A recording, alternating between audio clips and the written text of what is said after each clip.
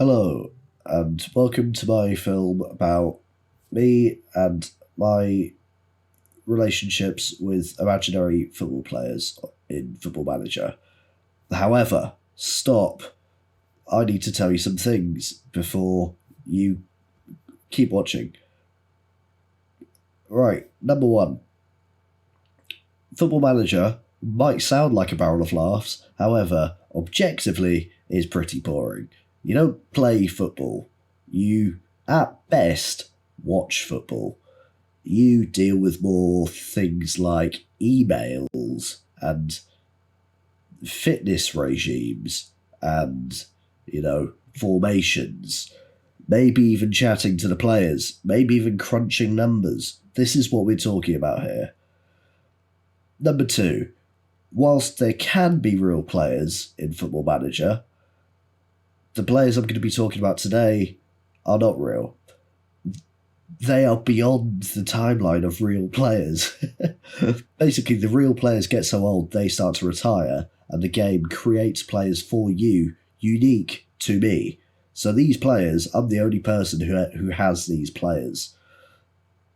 Number three, it's the main fun thing is your personal relationship with it, which makes me sound mad, but it's not just me. Everyone has this with their own saves. I'm just sort of telling you about my experience with it. Like, figuring out your emotions towards what are just numbers, as you'll see, is fascinating. They can really make you feel so many different things. Just the difference between scoring a goal and not scoring a goal. You can have different relationships with these characters. That's all I'm going to say for now. I hope you enjoy my film about football player and my power dynamic between them. Roll the tape. Let me introduce you to Jose Sanchez. As I mentioned before, these players are all unique to me. Nobody else has got these players, and they're pretty much random. Like, these numbers, they just sort of, that's just who they are. Jose Sanchez has the cute little detail of aggression being 20, and 20 is the maximum number. So Jose Sanchez is the angriest man I've ever met on Football Manager. He's just ruthless aggression. He's the spawn of Satan. I just put him in the middle of the field, and he just kicked people, which is great. So you need some players like that. He could run all day, and he could just kick people all day.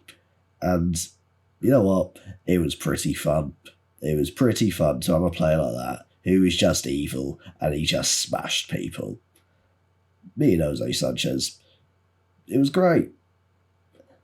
However, I mean, as you can sort of predict, people like this, whether they be real or characters in a football game, his anger turned at me, which I didn't really appreciate because I was quite enjoying it, just sending him on the field to cause some chaos. However, he did start to cause chaos in Nottingham Forest. And I think the final line was when he went night clubbing the day before a game, and then I had to be the bad guy and say that's bang out of order, Jose. And then he kicked up a fuss and his head switched off. Wasn't interested anymore. Was not interested. So I sent him to Germany. Sold him to Germany, and he's just smashing people there, I think. I imagine. He definitely is. I think he's just got one mode. Him and his bald head. That's Jose Sanchez.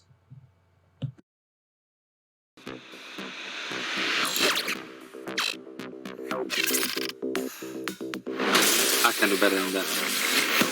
I don't want to sign superstars. I want to sign the next superstar.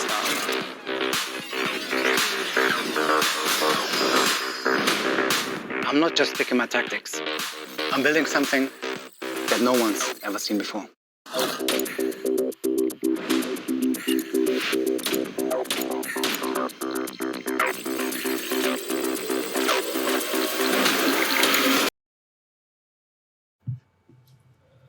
The next player I'm going to be talking about is Kieran Tell, who I was Aston Villa manager when I bought.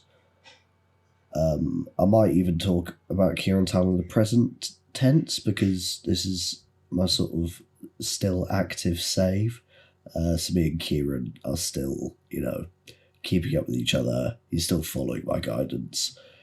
Then this is the story about Kieran Tell. So I bought Kieran Tell when I was back in Wales playing Football Manager with my brother. And at the time I was looking for a striker. And my brother was kind of operating as a bit of an assistant manager. And we both saw Kieran Tell and we were like, oh my God. And I let the deciding factor be whether my brother thought he'd be good or not. And my brother, assistant manager, he said, get him. And then I had a new striker for my Aston Villa team. Great. And then Kieran Tell was a revelation. He's probably the best player I've had in Football Manager. He helped me win the league, I think twice. He scored something crazy like he scored 105 goals in 133 games, which is insane. At one point, he was so good for me that I got bored of Football Manager. I didn't want to play it anymore because it just felt like I'd have to wait for him to score a goal. And that's it. That's what Football Manager was for a bit. I mean, as you can see, this is what makes the player. These numbers. And acceleration, basically, he's a sprinter and he can score goals, basically. And obviously with success, football's a bit cutthroat and other clubs become interested. And there were bids of over 100 million, which, to be honest, I'm nuts for turning that down. But to be honest, it was a no-brainer every time someone came in with a bid, because Kieran Tell is more than a player for me, to be honest. Kieran Tell is a reason to talk to my brother and say Kieran Tell is banging in goals, just like you said he would, just like we knew he would in Wales, and everything's good in the world. Kieran Tell scoring goals. Fantastic. That's all we want. He's more than a player for me. He's way more than a player for me. Kieran Tell, honestly, amazing player. Love him.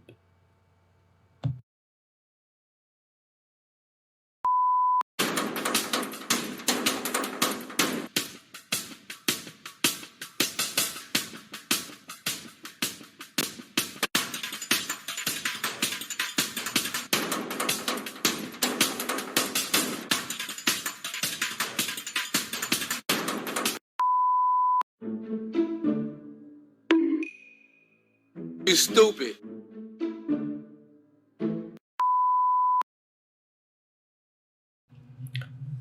This is Walter Murillo. Walter Murillo, I presumed, was a striker, and that is where he played on the football field.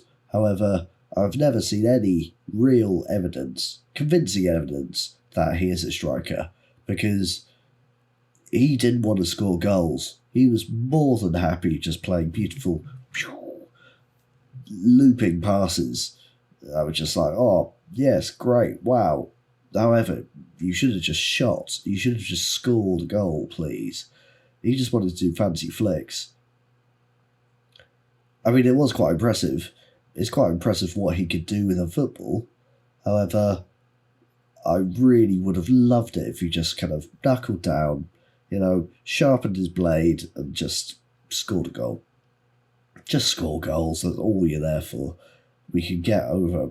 We could get past other stuff if you just score goals, which is what he didn't do. We're gonna be all right. It made me wonder, where is his heart? Because his heart clearly isn't here on the football pitch. I kind of thought maybe he's more suited to being like a baker and just working there all week, loving it, and coming home on a weekend and doing 7,000 keepy-ups in the garden because he's that good, and then just go back to work in a week. Yeah, Walter Maria, gotta love him, but wow, he was frustrating. Wow.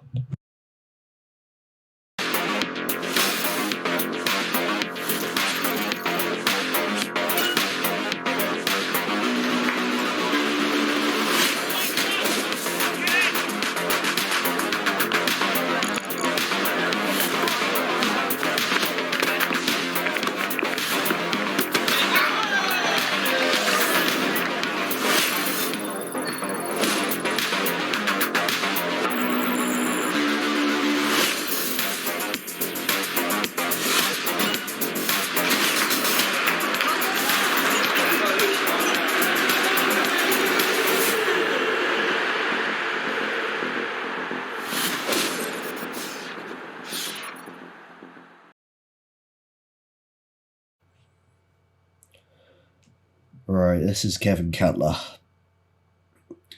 Kevin Cutler came through the academy at Aston Villa, which means that as a child he joined Aston Villa, so we didn't buy him. He was just there anyway.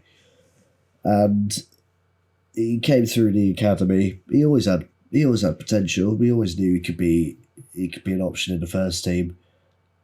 But when he started, he was nothing special. He was just this little kid training, hoping. He had big plans, but I just sort of saw it. It was like, yeah, okay, talk to me in a couple of years. And then as he sort of developed, he wanted more game time, and I sent him to Brighton. I sent him to Brighton for a year to sort of get some experience, and he played really well there. When he came back, I could see him sort of growing in stature, and he joined the first team. He got in there. He was great. Well, he was good. He made the left wing his position. He was pretty fast. He was a good team player. He chipped in with a goal every now and then. Back post, bash.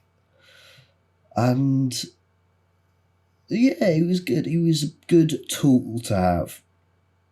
Although, honestly, from the bottom of my heart, I didn't think he had what it took to become truly elite.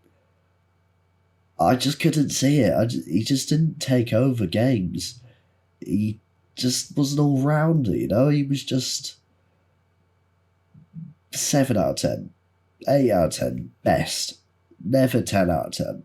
He couldn't light up on fire. He wasn't a firework.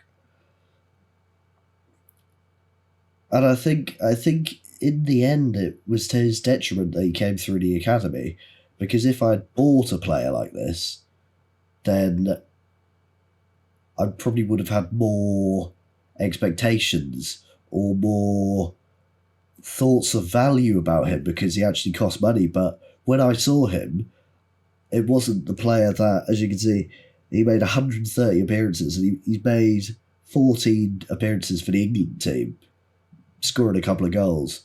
I wasn't seeing that. I was seeing the kid, the 16-year-old kid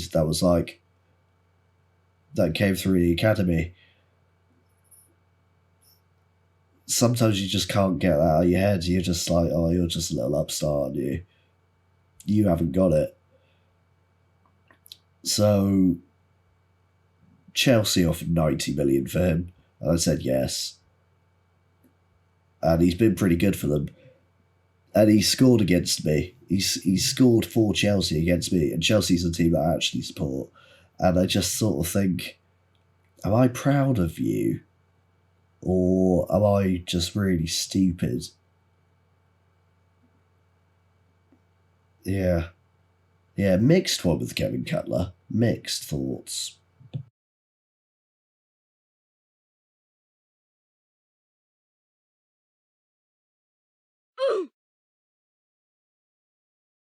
And his name is John C.